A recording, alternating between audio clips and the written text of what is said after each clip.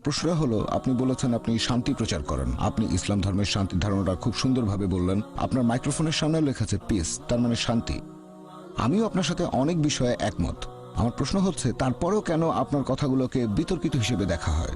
Islamic বিশ্বে বিভিন্ন মুসলিম বিশেষজ্ঞগণ তারা আপনার কথাগুলোকে ভুল বলে মনে করেন। এরকম হওয়ার কারণটা কি? আপনি বললেন যে হোম সেক্রেটারি আপনাকে যুক্তরাজ্যে নিষিদ্ধ করেছেন মিডিয়ার ষড়যন্ত্রের কারণে। তারপরেও অনেকেই কেন আপনার কথাগুলোকে অপছন্দ করে? ভাই, খুব সুন্দর প্রশ্ন করেছেন। আমি যদি শান্তির বাণী প্রচার করি, শান্তি প্রচার করি, তারপরও অনেকে আমার বিরুদ্ধে, মুসলিম আছে, অমুসলিম আছে, যুক্তরাজ্যের হোম সেক্রেটারি। ভাই, আপনাকে বুঝতে হবে, যখন কেউ জনপ্রিয় হয়ে যায় তখন অবশ্যই তার বিরুদ্ধে কিছু লোক থাকবে। সেই জনপ্রিয় মানুষটা ভালো কাজ করতে পারে, খারাপ কাজও করতে পারে। আমি আপনাকে একটা সুন্দর উদাহরণ দিচ্ছি। বর্তমানে মাইকেল এইচ হার্ট নামে একজন লেখক, তিনি একটা বই লিখেছেন, পৃথিবীর ইতিহাসে প্রভাবশালী 100 জন মানুষ। তিনি খ্রিস্টান হলেও তালিকায় 1 নম্বরে রেখেছেন সবচেয়ে প্রভাবশালী মানুষ নবী মুহাম্মদ সাল্লাল্লাহু আলাইহি সাল্লামকে। এমনিতেও দেখবেন যে মুসলিমরা তাদের নবীকে ইতিহাসের সবচেয়ে গুরুত্বপূর্ণ আর প্রভাবশালী মানুষ বলে মনে করে থাকে। অনেক অমুসলিমও ব্যাপারটাকে এভাবেই দেখে থাকে।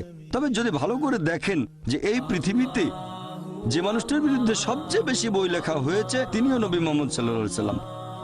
সেই বইটাতে তালিকায় 2 নম্বরে আছেন স্যার আইজ্যাক নিউটন। তিনি আসলে সব মানুষের কাছে সেভাবে পরিচিত নন, তিনি ছিলেন বিজ্ঞানী। সেই তালিকায় 3 নম্বরে আছেন যীশু খ্রিস্ট বা ঈসা আলাইহিস সালাম।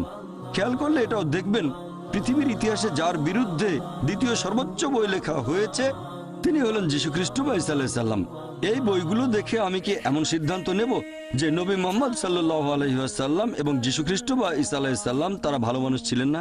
আপনাকে বুঝতে হবে, যখন কেউ জনপ্রিয় হয়ে যায় অবশ্যই তার বিরুদ্ধে কিছু লোক দাঁড়িয়ে যাবে। আর যুক্তরাজ্যের হোম ডিপার্টমেন্টের কথা অনুযায়ী 2009 সালে আমি যখন এসেছিলাম এখানে, একটা বিশ্বস্ত সূত্রে আমি জেনেছিলাম যুক্তরাজ্যের হোম ডিপার্টমেন্টের তথ্য অনুযায়ী পৃথিবীতে সবচেয়ে জনপ্রিয় ইসলামিক স্যাটেলাইট চ্যানেল হচ্ছে পিস টিভি। আর যুক্তরাজ্যের সবচেয়ে বেশি যে ইসলামিক স্যাটেলাইট চ্যানেল দেখা হয় সেটাও পিস টিভি। শুধুমাত্র মুসলিমরা যে দেখে তা নয়, অনেক অমুসলিমও পিস টিভি দেখে। এই রিপোর্টই বলছে পৃথিবীতে সবচেয়ে জনপ্রিয় ইসলামিক বক্তা হলেন ডক্টর জাকির নায়েক।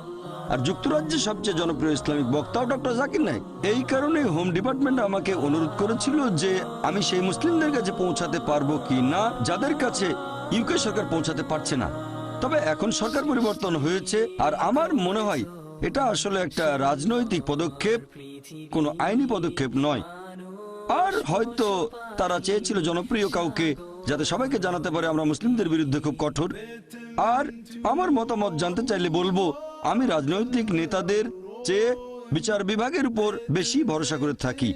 আমার মতে এরকম হয়েছে জনপ্রিয়তার কারণেই। আর এটা আসলে একটা রাজনৈতিক সিদ্ধান্ত, আইনি সিদ্ধান্ত নয়। আর ইনশাল্লাহ আল্লাহ তাআলা চাইলে এই এক্সক্লুশন অর্ডারটাকে বাতিল করবে কোর্ট অফ আপিল। আশা করি উত্তরটা পেয়েছেন।